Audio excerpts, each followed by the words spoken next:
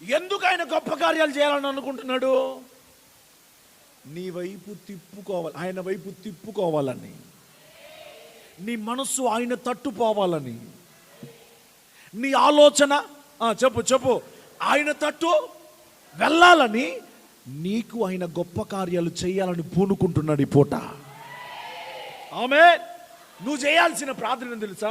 నా జీవితంలో గొప్ప కార్యం చేయ్యా, నేను నీ తట్టు తిరుగుతాను, నీ వైపు నేను ఆకర్షించబడతా, నీలో నేను నిలబడతాను ప్రభా, నీలో నేను దీవెనకరంగా నడుస్తానయ్యా అని చెప్పి దేవుని గొప్ప కార్యాల వైపుగా, దేవుని వైపుగా చేతులు చాపి ఆయన అడుగు.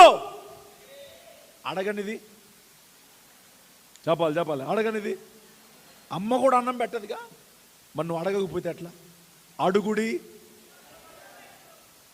మరి నువ్వేం అడగాల? బిందెలు దబరాలు ఆపండి.